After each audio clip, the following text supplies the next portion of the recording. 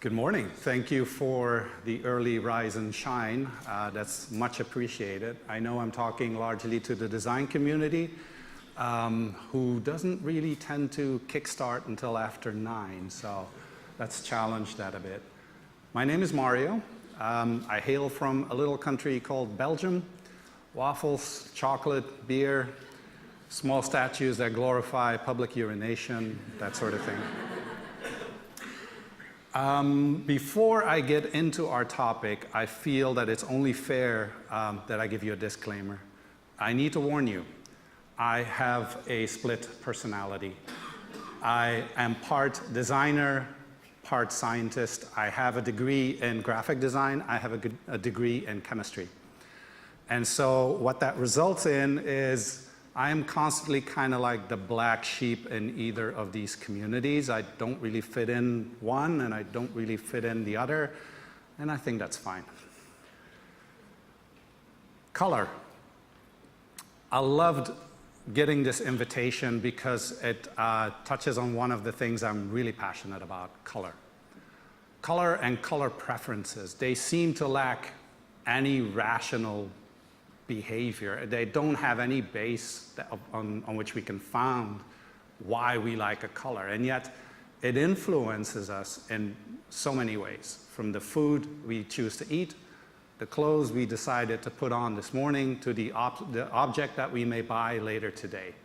Color has an amazing influence on us, and we like to think of ourselves as rational beings. That is what makes us human, and color kind of messes with that. So before I start explaining why that is, I feel like we need to go back in time a little bit and kind of position what color is. This gentleman did that for us. This is Sir Isaac Newton, and in his self-studies, he definitively proved what color is. Color is light. The colors that you see are different wavelengths of light. Now that's very important to remember. Newton was not the first one who had an obsession with color. Da Vinci had it. He made those color charts that we still use today. Other people after Newton had it. I'm thinking of Goethe. He numbered colors in a system not unlike the Pantone system that we use today. But the person that's of real interest to me is this gentleman here. You can already tell he's a scientist. This is Michel Chevreul, and what he did was figure out color harmonies, but more importantly, what they would do to us. What meaning do we give to these color harmonies? How do they influence us? And his principles and theories are in practice today. With marketing executives, with designers like ourselves, we use what he kind of sketched out for us.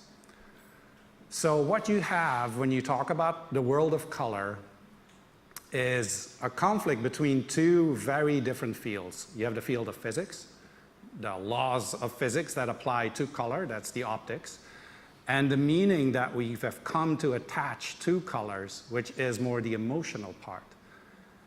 And if you have those two juxtaposed against one another, you have some very interesting scenarios and stories to share, and I'm going to share a few with you today. If I do my job right, no pressure, you will leave this room not looking or thinking about color the same way ever again. How's that for a pitch?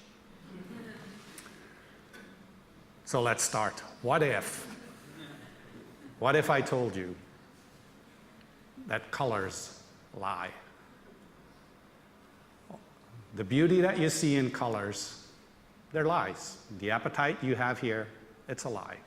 More lies. And you guessed it, pretty lies. Okay, if I ask you, what is the color of this leaf?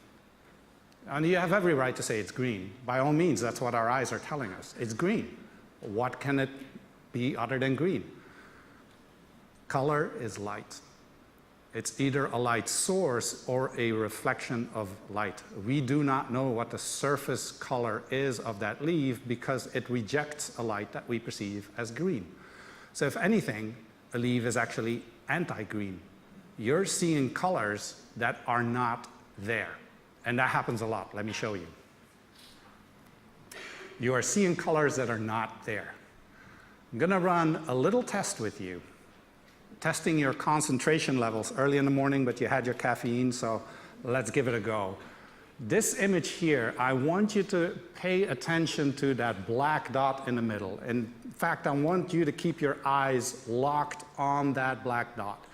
Now, some of you may know this exercise. It goes around the internet. It's kind of popular to freak people out. I freak my son out with this. This is very successful to do. Keep your eyes on that black dot. Really concentrate on it. And what will happen is I will change it to the next image, which is exactly the same, only in color. Except if you move your eyes away from the black dot, it's a black and white image. If this had worked, you saw color that was not there. There's no trick. There's no image in between, but you saw color. Oh, what the hell? I saw this with my own two eyes. What is going on?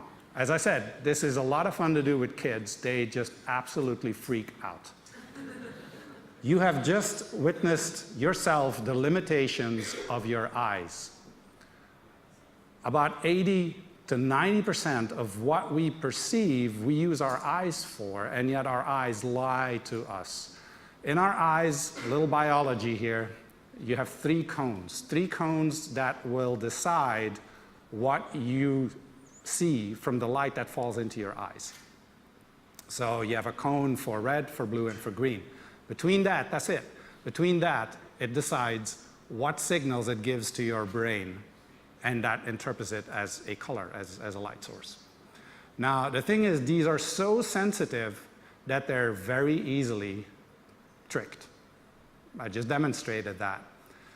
And there's some profound implications about seeing what is not there. And I'd like to run like another test, be it this time you don't have to partake. It's a classic test that marketers do, a taste test, to see what the influence of color is on our taste. And so you have a series of gelatin cups, and mind you, this can be done or has been done with very different kinds of foods, with puddings, with cereals, with pastas, but we're using gelatin here. This Jell-O has no flavor, none, nothing, to which we add a food colorant. Again, the colorant does not have any chemical reaction within the food, so there's no scent, there's no flavor. We're going to test that, and we put this in front of participants who are blindfolded. We do a blind test, just to see what is the result. Every time, and this is consistent across age groups and cultures and languages, every time this is done in a blind test, people do not register any noticeable taste difference. Now they're ready for the color experiment. We put the same cups in front of them, only this time they see what they are having very consistently across all the age groups and demographics.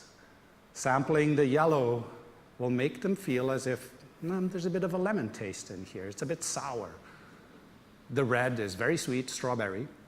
The green is apple. And very consistently, the blue and the purple is kind of odd tasting, maybe even a bit yucky. What they're doing is they're tasting a color. And for me, the beautiful part here is when the organizers are telling the participants that these Jell-Os don't taste like anything at all. They don't believe it. People do not believe it. Kids don't believe it, teens don't believe it, adults don't believe it. But what you need to realize here, well, what really matters, the lesson, is they've all experienced the flavor that they thought they had. Their brains were signaling that this is what you are tasting, even though there was no taste at all. So this physical experience of taste comes through our eyes. We are tasting with our eyes way before we are actually tasting with our mouth. Now, this is not an earth-shattering new truth. This is well known within the food industry. The world's most favorite condiment, ketchup. Who's addicted to ketchup here? I know plenty of people that can't live without it. So Heinz knows, this is Heinz Ketchup, Heinz knows the importance of the right color for its food. So it artificially colors its tomato ketchup. I hope I didn't burst your dreams here. So that it looks very appetizing, very energetic, very healthy. If it didn't do that, ketchup would look a brown, unattractive mush. Now in 2000, ketchup came out with this product called the Easy Squirt Blasting Green. And as you might have guessed it from the name, it's green ketchup. Within 7 months after introducing this product, they sold 10 million bottles. Gigantic success. For Heinz, this was the biggest sales increase ever. So what do? They do what every brand would do, more of the same. So they came out with a whole range of additional colors. They had tangerine, they had this funky purple, they had stellar blue, they had teal. What happened? Sales declined dramatically. No one was buying it anymore. And in 2006, Heinz pulled the whole thing off the market altogether. Well, what went wrong?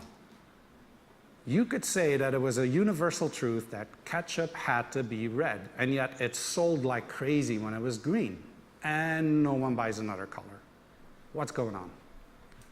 Well, there is an element called congruency, and what that means is, while green is unique for ketchup, it is what we call congruent. That is, it makes sense with what we know from tomatoes.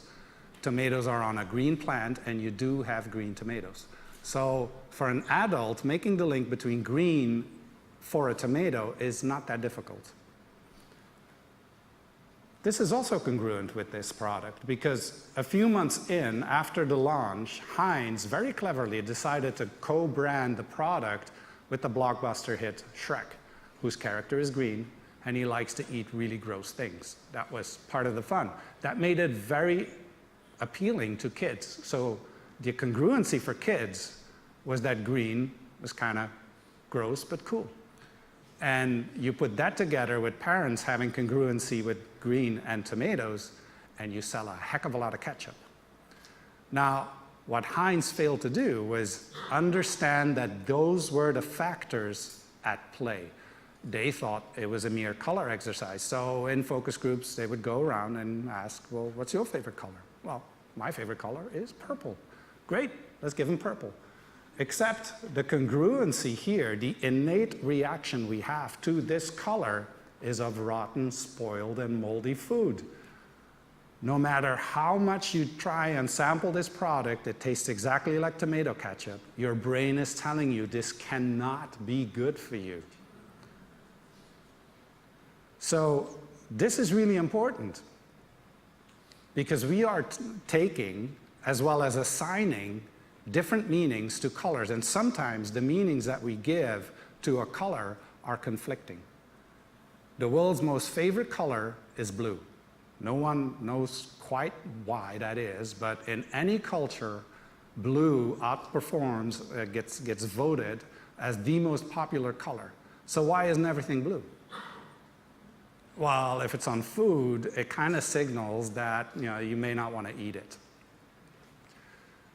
All this means that while color is on the outside of ourselves, it lies around us, the meanings, the interpretation, and the emotion we get from it is very much within us.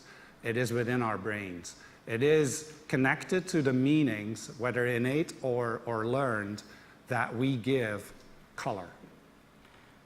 Now, how did we do that? Why are we assigning meaning to color? When does that happen? It happens when we contextualize what we see. Very fancy words. It's still early in the morning. But what that means is, if what we see gets a meaning, if it has a purpose, if there's a lesson, a value, when we put that into words, that's when we associate meaning to things like color. Now, those things are cultural and language specific. And here's where it's going to get really wild. Language is limiting us from seeing color. The human languages on this planet, for whatever unknown reason, they have evolved their color vocabulary in the same way globally. So if you trace back the oldest languages around, your Greek, your Chinese, your Latin, your Hebrew, your Norse, the way color is added to the vocabulary is the same everywhere. If a language has no words for color, they always have words for black and white. Those two are always a pair. If they have a third color, it is always red. If there's a fourth, it'll always be yellow, then green, then blue. This is amazing, because if you don't have a name for a color, you do not see that color. That sounds like way out there, but it does happen more frequently than we realize. Meet the Himba. This is a tribe in northern Namibia in Africa. They're by all means a Stone Age tribe. They have a very limited vocabulary on color, very basic. But they've also come to look at the world very different than how we do it. So as a result, they are seeing colors that our brains is no longer differentiating, and they don't differentiate between colors that are plainly obvious for us. So researchers would meet with these Himba people, and they would ask them questions like, well, what's the color of water? And they would say it's white. Or what's the color of the sky? Well, it's black. So they continually test where are the boundaries of their color perception, but you're already noticing that they put a different context to what it is that they see. One of the tests that these researchers do is put a sheet in front of the Himba. It's this sheet here. And there's 12 squares, they're all green. One of the greens is different. Pick the one that's different. Now, Western eyes have lots of difficulties with that. They need a lot of time, they make a lot of errors. Needing a lot of time, making a lot of errors. Therefore, you could say that our brain is not tuned in to see the difference. You put this in front of the Himba, and they have no problem picking out which one is the different color. It's this one right here.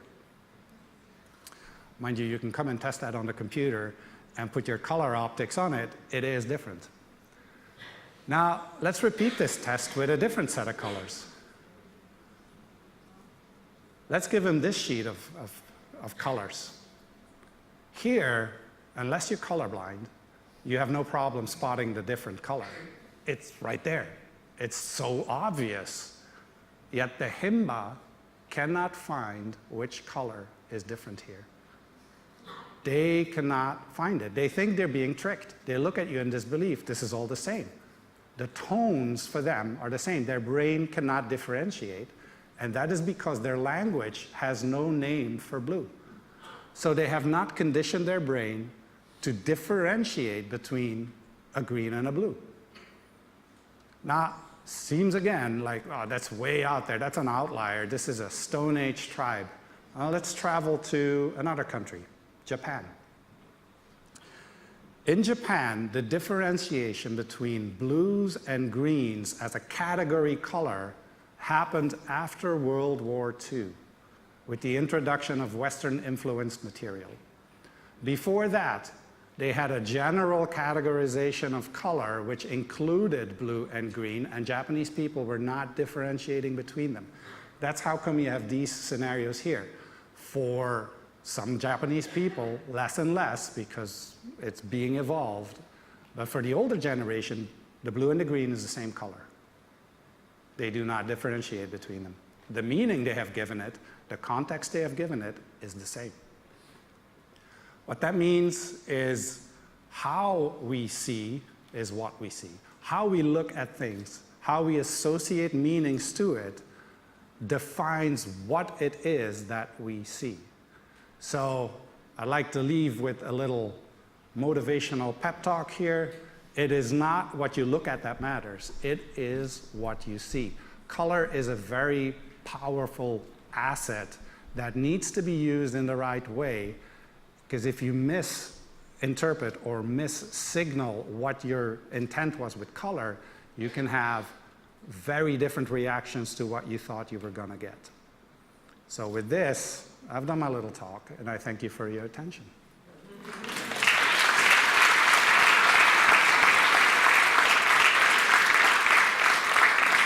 So we're going to do a little Q&A. If anyone in the floor has any questions for Mario, feel free. I'll pass you the microphone. All right, this gentleman. Thank you. Sorry, I tend to ask a bit of a complex question, but this one is really simple. I was really interested in the Bauhaus color theory. So there's a book by Joseph Albers, I think, who kind of pioneered color theory in the same way that the Bauhaus pioneered certain architectural traditions. And right now, as I'm reading through the different types of how color biases us, I still find it extremely hard to implement that into like a design, say, or into some sort of actual color chart. So I just wanted to know if you come across that, and what do you think about it? Because to me, it still is very abstract. Like, yes. No, you're absolutely right. If within design, within architecture, within people that work with color, color is, and the theories around it is just rife with myth and misunderstanding. What I'm observing is there's two systems, if you wish, in a human brain that's in conflict with one another. There is something which is innate, which we seem to be born with, and all primates have it, monkeys included. We react to certain colors in a certain way. Red will always be a warning color for us. That's just innately in us. But over time, depending on your culture and depending on the context you put on the color, over time you can have like a different system in your brain that could either reinforce that this is a danger color, or it could actually try and persuade you that it's a welcoming color, that it's really pleasant. So all that is really just being understood right now. This is still, in development. Much like, the bigger questions are, what are we not seeing? What are the colors that we have not yet named that we're just not differentiating right this very minute? Colors like violet and pink came into the English language in the 18th century. Before that, there's no mention of them. People didn't register them. So that's what's fascinating for me. What are we missing? Thank you. Do we have another question from the floor? All right. Hi, my name is Christine. Hi. I have a question for you.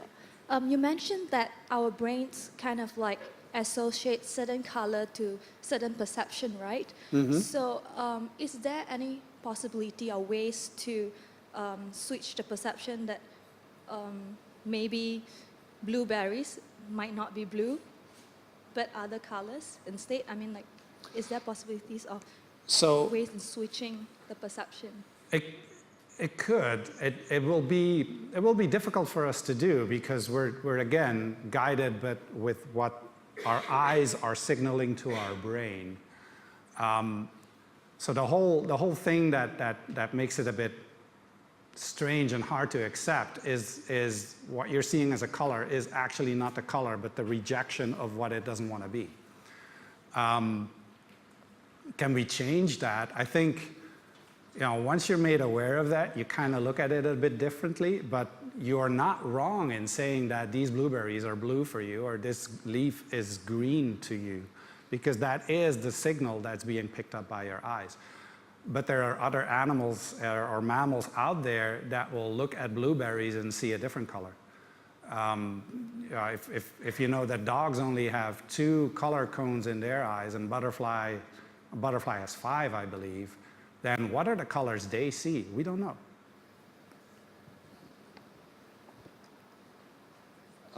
Okay, gentleman in front. Thank you, Cal here. I'm wondering if we look at the color spectrum, are there parts of the spectrum where, for example, in the English language, we have higher density of color names and ones where we have a lower density of color names, and maybe we know that we're kind of missing stuff, you know, from over here and less from over here? Knowing what we're missing is actually the unknown.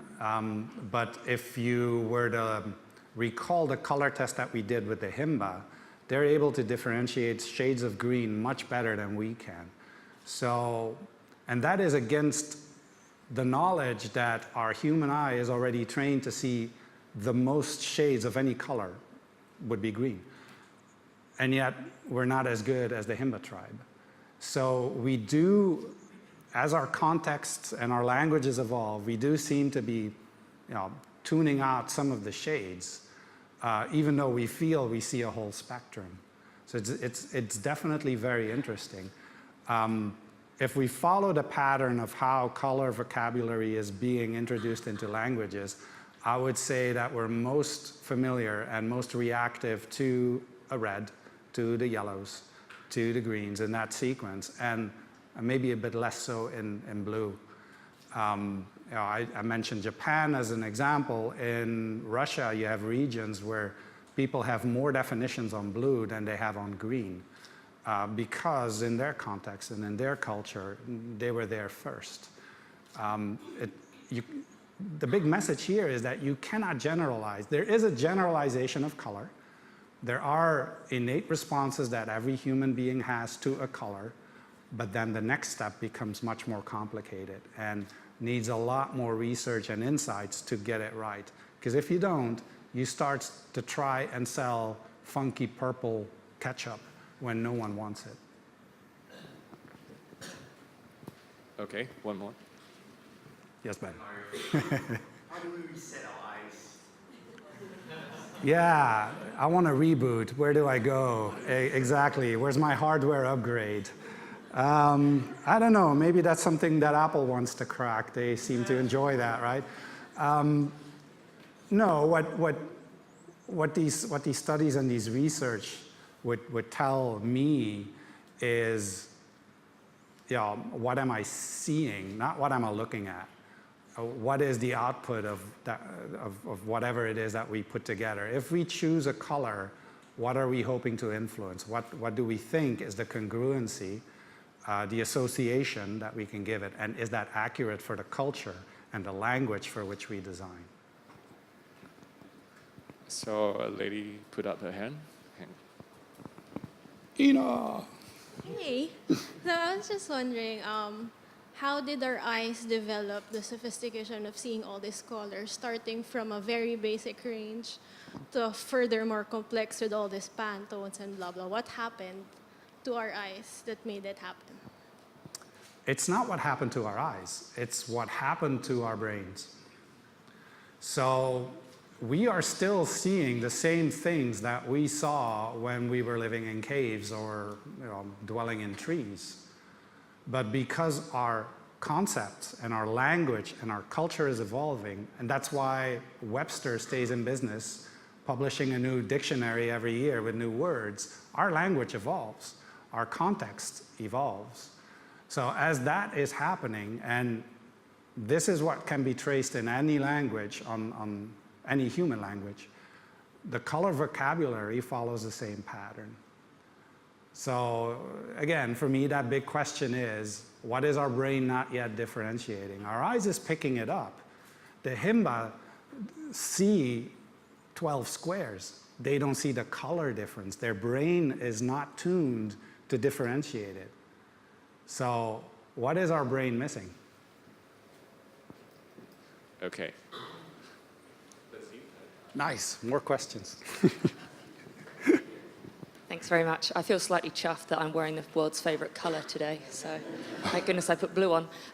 Quick question, do you think the kind of digital tech age is kind of dulling our senses? I I mean, I remember playing with Pantone books and having 100,000 colors that you could create or even mix yourself. And now we're kind of stuck with web sort of safe colors. Is there kind of being a larger impact on what we're seeing as color? Well, theoretically, you can create more colors digitally than you can do with print.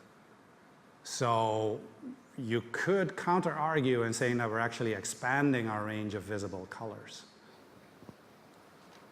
Sorry, another hand.